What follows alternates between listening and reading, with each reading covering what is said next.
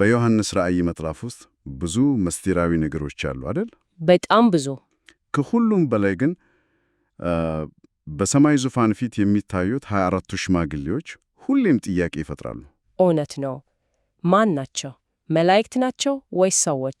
ለዘመናት የቆየ ክርክር ነው። ዛሬ እንግዲህ ይህኑ ምስጢር ለመፍታት የሚሞክሩ የተለያዩ ትርጓሜዎችን የያዙ ምንጮችን ይዘን በጥልቀት እንገባበታለን። አዎ። ዋናው ዓላማችን ግን የትኛው ትክክል ነው ብሎ መፍረድ አይደለም። በፍጹም። ይልቁንስ የእያንዳንዱን አመለካከት መሰረት፣ ማስረጃውን፣ አንድምታውን መረዳት ነው። በጣም ጥሩ። እሺ፣ አውደ ጽሑፍን ለማስታወስ ያህል በራእይ ምዕራፍ 4 እና 5 አካባቢ ነው በስፋት የምናገኛቸው። አዎ፣ ነጭ ልብስ ለብሰው የወርቅ አክሊል ደፍተው በትክክል በራሳቸው ዙፋኖች ላይ ተቀምጠዋል እና ከአራቱ እንስሳት ጋር ሆኖ ቀን ከሌሊት ያመልካሉ። ስለዚህ ማንነታቸው የአምልኮን ሁኔታ ብቻ ሳይሆን የሰማዩን የሥልጣን መዋቅርም የሚጠቁም ነገር ሊኖረው ይችላል። በጣም የዛሬው ውይይታችን በዋናነት በሁለት ተፎካካሪ ንድፍ ሐሳቦች ላይ ያተኩራል። አንድ ሌላም አለ አይደል? ብዙ ተቀባይነት የሌለው። አዎ፣ እሱንም እናነሳዋለን። እሺ፣ በጣም ጥሩ። እንግዲያው ከመጀመሪያውና ምናልባትም ብዙ ሰው ከሚያስበው አመለካከት እንጀምር። 24ቱ ሽማግሌዎች ልዩ የሥልጣን ደረጃ ያላቸው መላእክት ናቸው ከሚለው። እሺ፣ ይህ መከራከሪያ ከምን ነው የሚነሳው? የዚህ አመለካከት ዋናው መሰሶ የጊዜ ጉዳይ ነው። የጊዜ ደጋፊዎቹ እንደሚሉት የራእይ መጽሐፍን የጊዜ ቅደም ተከተል በጥበብ መከተል አለብን እና ዮሐንስ ይህንን ራእይ በሚያይበት ቅጽበት በመጽሐፉ ትንቢታዊ የጊዜ መስመር መሰረት የሰው ልጆች ትንሣኤ ገና አልተፈጸመም ነበር። የመጀመሪያው ትንሣኤ የሚሆነው ሰባተኛው መለከት ከተነፋ በኋላ ነው። ይሄ ደግሞ በራእይ ምዕራፍ 11 ላይ ነው የሚመጣው።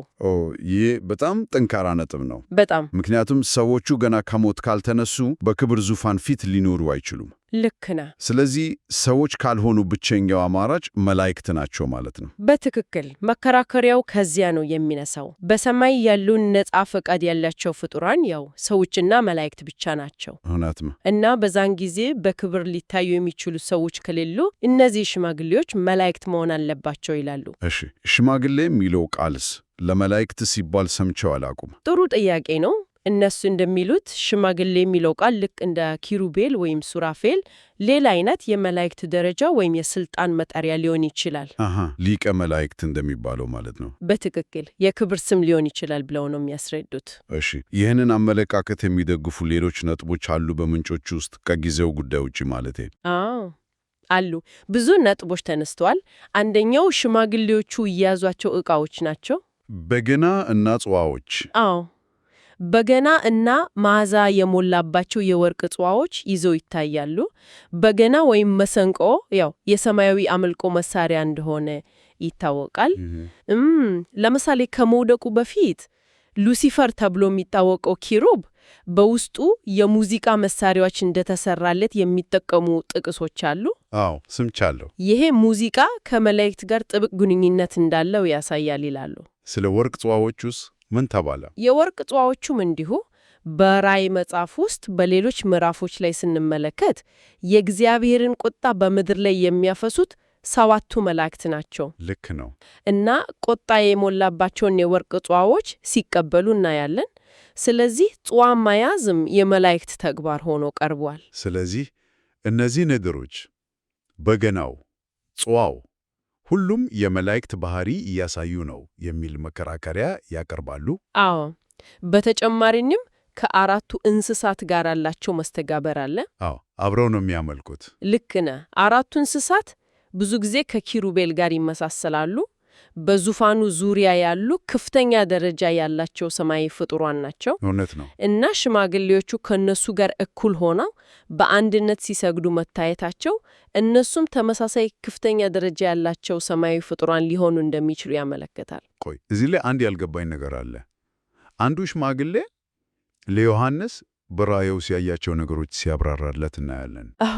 በምዕራፍ 7 ላይ ይሄ የመላእክት የተለመደ ተግባር ነው ተብሏል። ይሄ ምን ያህል ጠንካራ ማስረጃ ነው? ጥሩ ጥያቄ ነው። ሰዎችስ እንዲህ አይነት ሚና ሲጫወቱ አይታይም? ይታያል። ነቢያት የእግዚአብሔርን ቃል ለሰዎች ያብራራሉ። ነገር ግን በራእይ እና በዳንኤል መጽሐፍ ውስጥ እንደምናየው ውስብስብ ሰማያዊ ራእዮችን ለነቢያቱ የመተርጎም እና የማብራራት ሚና የሚወስዱት በአብዛኛው መላእክት ናቸው። አሃ ልክ እንደ ገብርኤል ለዳንኤል እንዳብራራለት። በትክክል በጣም ጥሩ ምሳሌ ነው። በተመሳሳይ አንዱ ሽማግሌ ወደ ዮሐንስ ቀርቦ ራሱ ይጠየቀዋል። አዎ እነዚህ ነጩን ልብስ የለበሱት እነማን ናቸው ብሎ ከጠየቀው በኋላ ራሱ መልሱን ይሰጠዋል። ከመከራው የመጡ ሰማዕታት መሆናቸውን ያብራራለታል። ይህ አብራሪነት ሚና ከመላእክት ተግባር ጋር በጣም ይመሳሰላል። በጣም። ስለዚህ እነዚህ ሁሉ ነጥቦች ተደምረው የጊዜው ጉዳይ፣ የያዟቸው ዕቃት፣ ከአራቱ እንስሳት ጋር ያላቸው ግንኙነት እና ይሄ የአብራሪነት ሚና ሁሉም ሽማግሌዎቹ መላእክት ናቸው ለሚለው መከራከሪያ ጠንካራ መሰረት ይሰጣሉ። እሺ፣ የመላእክት ነው የሚለው መከራከሪያ በተለይ በጊዜ አቆጣጠሩ ምክንያት በጣም ጠንካራ ይመስላል። አዎ፣ አሳማኝ ነው። ነገር ግን ምንጮቹ ይህንን ሁሉ ሊገለብጥ የሚችል አንድ ወሳኝ ማስረጃ ያቀርባሉ። እዚህ ላይ ነው እንግዲህ ውይይቱ በጣም አስገራሚ የሚሆነው። ይኸውም ሽማግሌዎቹ የደፉት አክሊል። ይሄ እንዴት ነው ሁለተኛውን አመለካከት የሚደግፈው? አዎ፣ ሁለተኛው አመለካከት ሽማግሌዎቹ ከሞት የተነሱ የሰው ልጆች በተለይ በእምነታቸው ምክንያት ያሸነፉ ቅዱሳን ናቸው ይላል። እሺ፣ የዚህ አመለካከት ደጋፊዎች ትኩረት የሚያደርጉት በሁለት ነገሮች ላይ ነው። አንደኛ ሽማግሌ በሚለው ቃል ላይ ፕሬስቢቴሮስ፣ በግሪኩ ፕሬስቢቴሮስ። ይሄ ቃል በመጽሐፍ ቅዱስ ውስጥ ለመላእክት ሲሰራበት በፍጹም አይታየም። በፍጹም ሁልጊዜ የሚያመለክተው ሰዎችን ነው። የእስራኤል ሽማግሌዎች፣ የቤተ ክርስቲያን ሽማግሌዎች ምናምን። ቃሉ በራሱ የሰው አመራርና ስልጣንን ነው የሚያመለክተው። ይህ በጣም ጠንካራ ነጥብ ነው። በጣም። ነገር ግን መላእክት ናቸው የሚለው ወገን ሽማግሌ የሚለው ቃል ክብርን ለመግለጽ ብቻ በምሳሌያዊነት ጥቅም ላይ ሊውል አይችልም ወይ ብለው ሊከራከሩ ይችላሉ። ይችላሉ። ነገር ግን የክርክሩ ክብደት የሚጨመረው ከአክሊሉ ጋር ሲጣመር ነው። እሺ፣ ስለ አክሊሉ እንነጋገር። በግሪክ ቋንቋ ለአክሊል ተለያየ ቃላት አሉ። ለንጉሳውያን ወይም ለገዢዎች የሚሆነው ዲያዴማ ይባላል። ዲያዴማ? አዎ።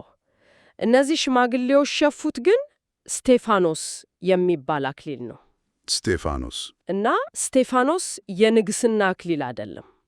ይልቁንም በኦሎምፒክ ውድድር እንደሚያሸንፉ አትሌቶች ወይም በጦርነት ድል እንደሚያደርጉ ወታደሮች ፈተናን፣ መከራና ትግልን አልፈው ድል ለነሱ ሰዎች የሚሰጥ የድል አክሊል ነው። ዋው! የአሸናፊነት ዘውድ ማለት ነው። በፈተናና በመከራ ውስጥ አያልፉም። ኃጢአትን እና የዚህን ዓለም ፈተና ለመቋቋም አይታገሉ። እውነት ነው። ስለዚህ እንዲህ አይነቱን የድል አክሊል ሊቃዳጁ አይችሉም። ስቴፋኖስ የሚለበሰው ትግልን ላሸነፈ ነው። ይህንን አክሊል ሊቀበሉ የሚችሉት በምድር ላይ በእምነታቸው ምክንያት መከራ ተቀብሎ ያሸነፉ ሰዎች ብቻ ናቸው ማለት ነው። ልክ ነህ። ይሄ ነጥብ ብቻውን ሽማግሌዎቹ ሰዎች ናቸው ለሚለው ትርጓሜ እጅግ በጣም ትልቅ ክብደት ይሰጣል። ታዲያ ስለ ጊዜውስ ወደ መጀመሪያው ችግር እንመለስ። ከትንሣኤ በፊት እንዴት በዙፋን ፊት ሊታዩ ቻሉ? አዎ፣ ይሄ ወሳኝ ጥያቄ ነው። የዚህ አመለካከት ደጋፊዎች ለዚህም መልስ አላቸው። እሺ፣ እነሱ እንደሚሉት ዮሐንስ ያየው ራእይ በጥብቅ የጊዜ ቅደም ተከተልን የተከተለ የፊልም ክር አይደለም። እሺ፣ ይልቁንም ፕሮሌፕቲክ ራእይ ነው ይላሉ። ፕሮሌፕቲክ? አዎ፣ ማለትም ወደፊት የሚሆነውን ነገር አሁን የሆነ እንዳለ ሆኖ የሚያሳይ ራእይ ነው። እግዚአብሔር ዮሐንስን በጊዜ ወደፊት አሻግሮ አሳየው ማለት ነው። በትክክል በሺህ ዓመቱ መንግስት ወይም በመጨረሻው ዘመን የሚኖረውን የሰማይ ሁኔታ አሳይቶታል ማለት ነው። ስለዚህ ዮሐንስ ያያቸው ሽማግሌዎች በዚያ የወደፊት መንግስት ውስጥ የክህነት አገልግሎት የሚሰጡ ከሞት የተነሱ ሰማዕታት ናቸው ብሎ ይከራከራሉ። አዎ፣ መከራከሪያቸው ይሄ ነው። የጊዜውን ችግር በዚህ መንገድ ነው የሚፈቱት።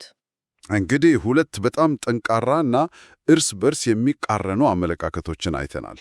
አዎ። ነገር ግን በምንጮች ውስጥ የቀረበ ሶስተኛ ንድፍ ሐሳብም እንዳለ መጀመሪያ ላይ ጠቅሰሻል፣ ምንም እንኳን ተቀባይነት የሌለው ቢሆን። አዎ፣ ሶስተኛው አመለካከት ሽማግሌዎቹ ከአዳም በፊት ከነበሩ ሰዎች የተገኙ ናቸው የሚል ነው። ከአዳም በፊት? አዎ፣ በጣም ያልተለመደ ሐሳብ ነው። ሆኖም ግን ይህንን ሐሳብ ያቀረበው ምንጭ ራሱ አይቀበለውም። በፍጹም። የማይመስል እና እጅግ አጠራጣሪ በማለት በጽኑ እንደሚያጣጥለው በግልጽ አስቀምጧል።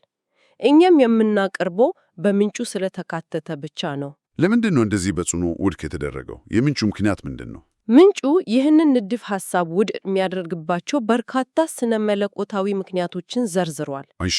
ዋናው ምክንያት ይህ ንድፍ ሐሳብ አዳም የተፈጠረበትን ዋናው ዓላማ ይቃረናል ይላል። እንዴት? በመጽሐፍ ቅዱስ አስተምሮ መሰረት አዳም የተፈጠረው የሰይጣንን ውሸት ያው ፍጡራን እግዚአብሔርን የሚታዘዙት ጥቅም እስካገኙ ድረስ ብቻ ነው ሚለውን ክስ ለማጋለጥ ነው። አዎ። በተጨማሪም የአዳም መኖር ለክርስቶስ የማዳን ሥራ መንገድ ለመክፈት አስፈላጊ ነበር።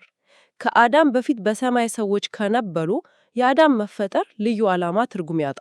ኢየሱስ ሁለተኛው አዳም መባሉም ከዚህ ጋር በቀጥታ ይያያዛል ማለት ነው። በትክክል። የማዳን ታሪክ በሙሉ የተገነባው በዚሁ መሰረት ላይ ነው። ኢየሱስ ሁለተኛው አዳም እና የሴቲቱ ዘር ሆኖ በምድር ላይ በሥጋ መወለዱ ለመዳን ሥራው ወሳኝ ነበር። የመጀመሪያው አዳም በወደቀበት ሁለተኛው አዳም ድል አድርጓል። ስለዚህ ከአዳም በፊት የሰው ዘር ነበረ የሚለው ሐሳብ ይህንን ሁሉ መሰረት ያናጋል ማለት ነው። አዎ፣ ምንጩ የሚሞግተው ይሄን ነው። ስለዚህ ይሄንን ሶስተኛ አመለካከት እንደ ከባድ ተፎካካሪ አያቀርበውም። እዚህ ላይ ግልጽ መሆን ያለበት ይሄ የምንጩ አቋም እንጂ የኛ ግል አስተያየት አለመሆኑ ነው። ግልጽ ነው። ታዲያ ይሄ ሁሉ ምን ማለት ነው? እስካሁን ያየናቸውን ነጥቦች ስናጠቃልላቸው ሁለት ዋና ዋና ተፎካካሪ አመለካከቶች አሉን። አዎ። አንደኛ ወገን በጊዜ ቅድመ ተከተል እና በአብራሪነት ሚናቸው ላይ ተመርክዞ 24ቱ ሽማግሌዎች መላእክት ናቸው ሲል፣ ሌላኛው ወገን ደግሞ ሽማግሌ በሚለው ማዕረጋቸው እና በተለይ በለበሱት የድል አክሊል ላይ ተመርክዞ ከሞት የተነሱ ቅዱሳን ናቸው ይላል። ልክ ነው። የእንዲህ አንዱ ትርጓሜ የራእዩን ጊዜ እንዴት እንደምንረዳው ለቃላት በምንሰጠው ትርጉም እና ለምልክቶች በምናደርገው ትንታኔ ላይ ነው የተመሰረተው። እውነት ነው። አንድ ወገን ለጊዜ ቅድመ ተከተል ቅድሚያ ሲሰጥ፣ ሌላኛው ደግሞ ለቃላት ፍቺ እና ለምሳሌያዊ ዕቃ ትርጉም ቅድሚያ ይሰጣል። ይህም የራእይ መጽሐፍን መተርጎም ምን ያህል ውስብስብ እንደሆነ በድጋሚ ያሳያል። በጣም ሁሉም ወገኖች በጣም ጠንካራ የማስረጃ ነጥቦች አሏቸው። አዎ፣ በቀላሉ ወደ አንዱ ማዘንበል ያስቸግራል። ያው ይሄ ዳሰሳችን የራእይ መጽሐፍን እንዴት መተርጎም እንዳለብን ሰፋ ያለ ጥያቄ ያስነሳል። እውነት ነው። እያንዳንዱ ዝርዝር ነገር ቃል በቃል መውሰድ አለበት ወይስ ምሳሌያዊ ትርጉም አለው? የ24ቱ ሽማግሌዎች ማንነት ላይ የሚኖረን አቋም ራእዩን በጊዜ ቅደም ተከተል የተቀመጠ ታሪክ አድርገን እንመለከተዋለን ወይስ በሰማይ ስለሚከናወነው አምልኮና ድል ታላቅ እውነትን የሚወክል ምሳሌያዊ ድርጊት አድርገን እንቆጥረዋለን በሚለው ላይ? በትክክል ሙሉ በሙሉ በዛ ላይ የተመሰረተ ሊሆን ይችላል። ይህ እንግዲህ ለአድማጮቻችን የምንተወው ጥያቄ ይመስለኛል። አዎ፣ አንድ የመጨረሻ ሐሳብ ልጣልና ልጨርስ። እሺ። ምናልባት ማንነታቸው ሆን ተብሎ ግልጽ ያልሆነበት ምክንያት ይኖር ይሆን? ምናልባት ዋናው ነጥብ እነሱ መላእክት ናቸው ወይስ ሰዎች ናቸው የሚለው ሳይሆን በዙፋኑ ፊት የሚወክሉት ነገር ሊሆን ይችላል። ምን ማለቷ ነው? ሽማግሌዎቹ የሰማይን፣ የመላእክትን እና የዳነችውን ምድር የሰው ልጆችን ፍጹም አንድነት በአንድ አምልኮ ውስጥ የሚያሳዩ መልእክቶች ቢሆኑስ? ዋው! ምናልባት ማንነታቸው ከማንነታቸው በላይ ተግባራቸው ማለትም በዙፋኑ ፊት የሚቀርበው የማያቋርጥ የተዋህደ አምልኮ ዋናው መልእክት ሊሆን ይችላል። ይሄ በጣም ትልቅ ሐሳብ ነው። ይህ ጥያቄ አድማጮች በራሳቸው እንዲያስቡበት የምንተወው ይሆናል።